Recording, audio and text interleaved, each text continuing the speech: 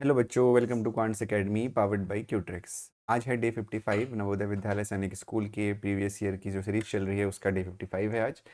Day 55 का मतलब है कि 54 क्लासेस हमारी हो चुकी हैं। अगर आप लोगों ने अभी तक उन क्लासेस को नहीं देखा है तो ज़रूर जाके एक बार देखिएगा, क्योंकि किसी भी एग्ज़ाम को क्वालिफाई करने के लिए प्रीवियस ईयर क्वेश्चंस करना बहुत ज़्यादा ज़रूरी होता है। तो आज की क्लास में भी कुछ हमारे प्रीवियस ईयर के क्वेश्चंस होंगे जो बहुत इंपॉर्टेंट क्वेश्चन होने वाले हैं। तो वीडियो में आगे बढ़ने से पहले चैनल को सब्सक्राइब और वीडियो को लाइक ज़रूर करिएगा। तो चलिए शुरू करते हैं आज का पहला क्वेश्चन। तो जो आज का पहला क्वेश्चन है वो है, if the length of a rectangle is increased by 10% and the breadth is decrease by 10% then the area is. ठीक है, एरिया में कितना परसेंट का चेंज आएगा ये आपसे पूछा गया है। तो इसके लिए बहुत सारे तरीके हो सकते हैं। सबसे पहले आप सिंपल कोई दूसरा तरीका भी अपना सकते हैं, जैसे कि मान लीजिए कि ये आपका एक पहला रेक्टेंगल है और ये आपका दूसरा रेक्टेंगल है। ठीक है, तो हम ये मान के चलते हैं, कुछ भी हम मान लेते हैं, लाइक इसको हमें 100 करना है तो हम ये मान लेते हैं कि ये 25 है और ये 4 है। तो 25 इंटू 4 आपका एरिया हो जाएगा 100। ठीक है, अब इसमें आपको 10% बढ़ाना है ना, यानी आपका ये हो जाएगा आपका 27.5। ठीक है, लेंथ, और इसमें अगर आप 4% 10% डिक्रीज करेंगे तो 4 पे अगर 10% डिक्रीज करेंगे तो हो जाएगा 3.6। ठीक है, हमने क्या किया, 25% 25 में 10% बढ़ाया तो ये हो गया 27.5, और 4 में 10% कम किया तो ये हो गया 3.6। ठीक है, तो अब इसको मल्टीप्लाई कर लेंगे तो ये हो जाएगा 27.5 इंटू 3.6। 6 5 ज़ा 30, कैरी 3, 6 7 ज़ा 42 और 3 45, कैरी 4, 6 2 ज़ा 12 और 4 आपका होता है 16। ठीक है, फिर 3 5 ज़ा 15, कैरी 1, 3 7 ज़ा 21 और 1 22, कैरी 2, 3 2 ज़ा 6 और 1 7। हो जाएगा 0 0 6 और 2 8 और 1 9, और ये हो जाएगा आपका 9, और यहाँ पे आएगा डेसिमल, यानी इसका जो एरिया हो जाएगा वो हो जाएगा 99। तो बेटा पहले था एरिया 100 और अब हो गया 99, यानी कितना परसेंट का चेंज आया, 1% डिक्रीज का चेंज आया। अब ये तो था नॉर्मल तरीका, लेकिन एग्जाम में आपको कैसे करना है, ऐसे अगर करोगे तो टाइम बहुत लगेगा, है ना। तो एग्जाम में कैसे करना है देखो ध्यान से। तो एग्जाम में करने के लिए आपको क्या करना है, एक फॉर्मूला लगाना है, plus minus x plus minus y plus minus x y upon 100। तो यहाँ पे जो बेटा x है वो आपका पहला परसेंटेज होगा और जो y है वो दूसरा परसेंटेज होगा। जहाँ पे इंक्रीज हो रहा है वहाँ पे प्लस साइन का यूज़ करोगे, जहाँ पे डिक्रीज हो रहा है वहाँ पे माइनस साइन का यूज़ करोगे। तो आप देखोगे ध्यान से, अगर तो पहले क्या हो रहा है, 10% इंक्रीमेंट हो रहा है तो यहाँ पे हो जाएगा प्लस का 10, फिर 10% डिक्रीज हो रहा है तो यहाँ पे हो जाएगा माइनस का 10। अब ये वाला जो प्लस माइनस है वो इन दोनों पे डिपेंड करता है, plus into minus minus, 10 into 10 100 upon 100। 0 से 0 कट गया, 10 से 10 कट गया, आया -1। -1 का मतलब है, माइनस डिनोट करता है डिक्रीजमेंट, आपको पता है, तो 1% डिक्रीमेंट हमारा आंसर होगा, जो है ऑप्शन नंबर ए। ठीक है, चलो समझ में आया। आसान क्वेश्चन था, बिल्कुल डिफिकल्ट नहीं था। तो दोनों में से किसी भी तरीके से आप क्वेश्चन को कर सकते हैं। तो हमारा अगला क्वेश्चन है, if the product of two numbers is 21 and their difference is 4, then the ratio of the sum of the cubes to the difference of their cubes is। अब ये क्वेश्चन थोड़ा सा डिफरेंट है और थोड़ा सा डिफिकल्ट भी होगा। चलो देखते हैं इस क्वेश्चन को कैसे करना। तो सबसे पहले हिंदी में समझ लेते हैं। If the product of two numbers, दो नंबरों का जो प्रोडक्ट है वो 21 है, 21 है, एंड देयर डिफरेंस इज 4। ठीक है, और उनका जो डिफरेंस है वो 4 है। ठीक है, and the ratio of the sum of their cubes to the difference of to the cube. तो बेसिकली हमें दिया क्या है, मान लेते हैं कि वो दो नंबर x और y है, यानी हमको दे रखा है x into y is equal to 21। ठीक है, और डिफरेंस यानी x माइनस 4 हमको दे रखा है यहाँ पे 4, sorry x minus y is equal to दे रखा है 4। तो हमको क्या बताना है, आपको रेशियो बताना है of the sum of their cubes to the difference of their cubes.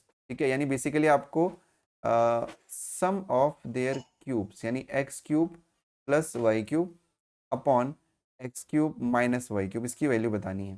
ठीक है, समझ में आया। तो सिंपली हम क्या करेंगे, पहले हम एक्स और वाई की वैल्यू निकालेंगे। तो एक्स और वाई की वैल्यू निकालने के लिए आप यहाँ पे क्या कर सकते हो, आप यहाँ पे ये कर सकते हो, देखो x into y is equal to 21 है, तो हम पहली इक्वेशन से कह सकते हैं कि x इज इक्वल टू है 21 अपॉन वाई, और इस x की वैल्यू को इसमें रख देंगे। ठीक है बेटा, तो x minus y is equal to 4 हो गया, x की जगह पे रख देते हैं 21 upon y minus y is equal to 4। अब इस y के नीचे 1 एज्यूम कर लीजिए और एलसीएम ले लीजिए y, तो अगर y एलसीएम है तो यहाँ पे आ जाएगा 21 और यहाँ पे आ जाएगा y का स्क्वायर, तो ये हो गया y square is equal to 4, ठीक है, इज इक्वल टू 4 हो गया।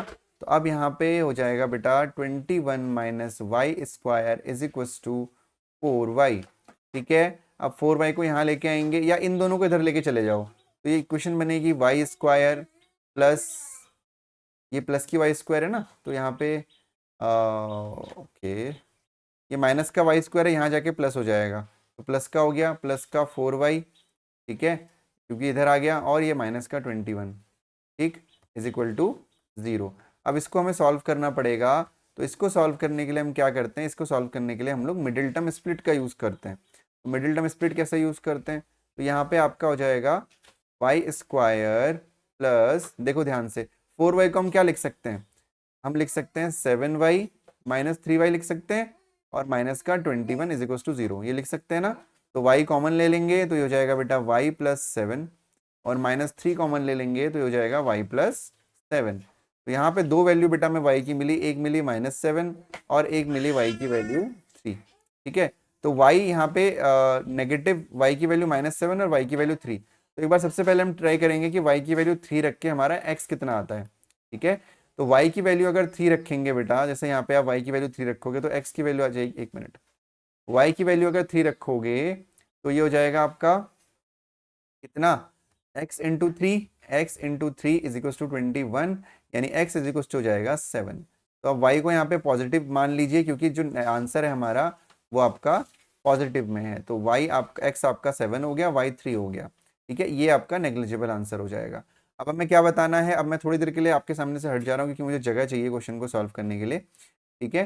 तो x इज इक्वल टू 7 हो गया, y इज इक्वल टू 3 आ गया। अब हमें क्या करना है, अब हमें निकालना था x cube plus y cube upon x cube minus y cube. तो एक्स क्यूब निकाल लेते हैं, तो 7 का क्यूब होता है बेटा 340, 7 का क्यूब क्या होता है, 7 का क्यूब होता है 343, है ना। तो 343 7 का क्यूब हो गया, प्लस 3 का क्यूब होता है 3 3 9 9 3 27, और अपॉन में आ जाएगा 343 माइनस का 27।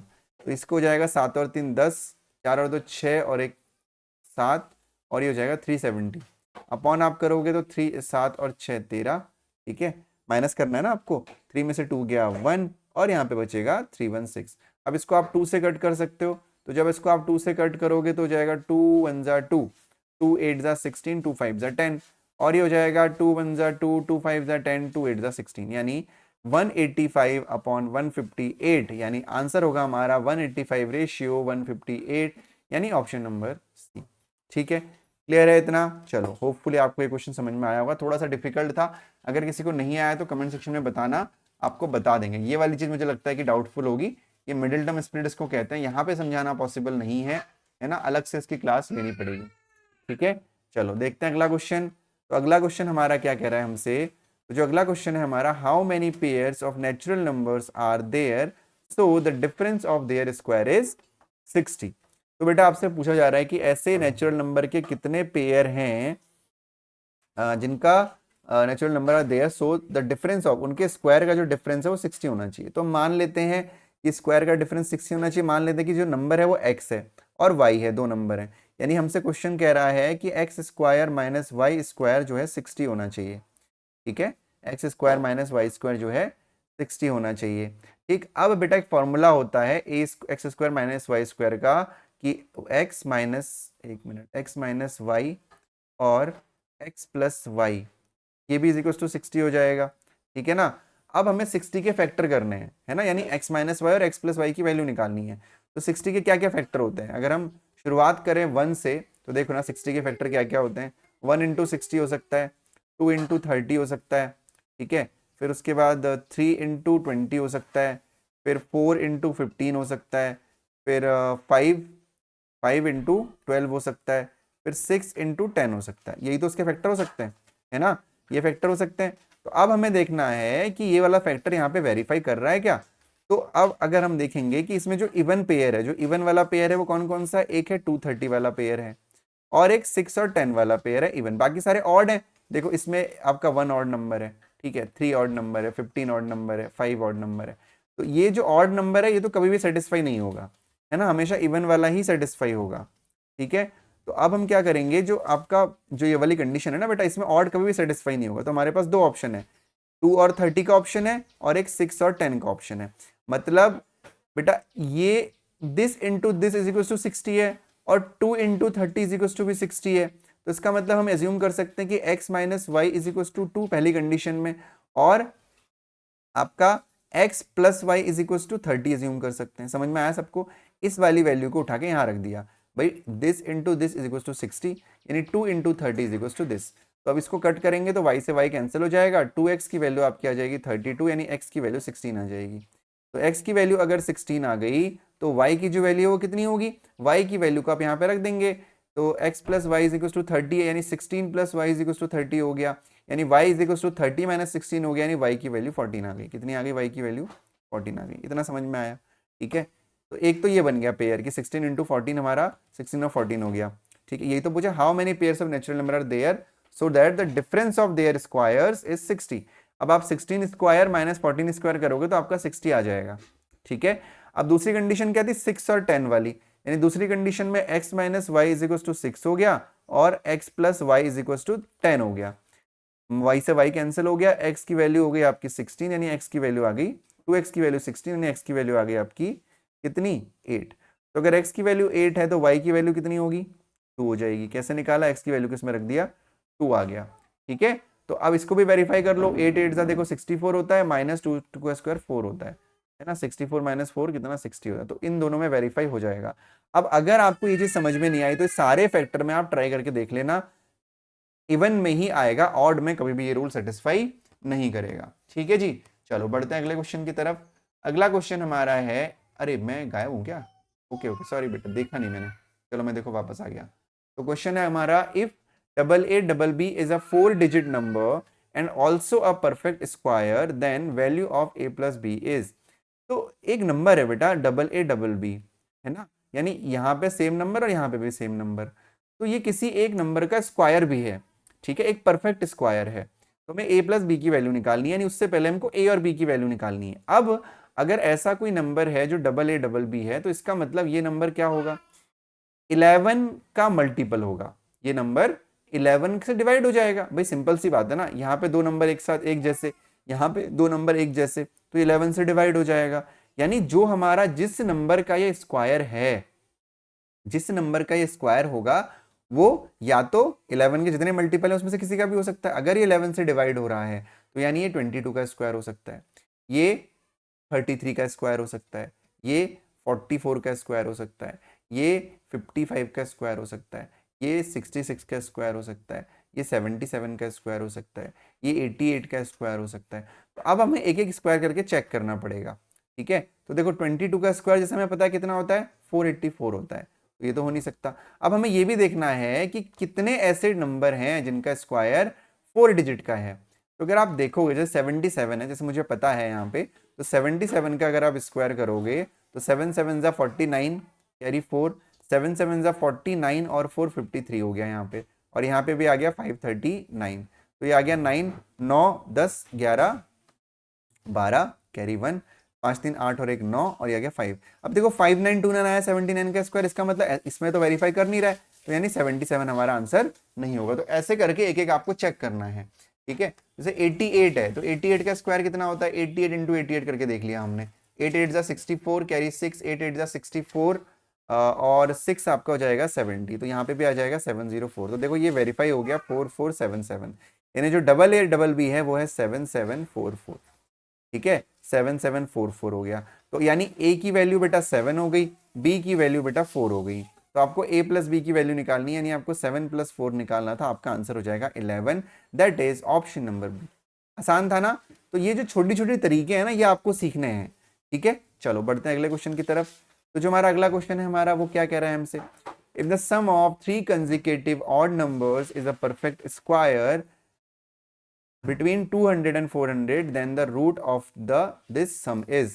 ठीक है, चलो देखो इस क्वेश्चन को कैसे करना है। तो 3 कंसेक्यूटिव नंबर की बात की गई है। ठीक है, तो 3 कंसेक्यूटिव नंबर क्या क्या हो सकते हैं हमारे, तो कंसेक्यूटिव ऑड नंबर, सॉरी, तो कंसेक्यूटिव ऑड नंबर क्या क्या हो सकते हैं, जो 200 और 400 के बीच में हो और परफेक्ट स्क्वायर हो 200 और 400 के बीच में हो, ठीक है। तो 200 से 400 के बीच में ऐसा कौन सा नंबर है जो एक परफेक्ट स्क्वायर है।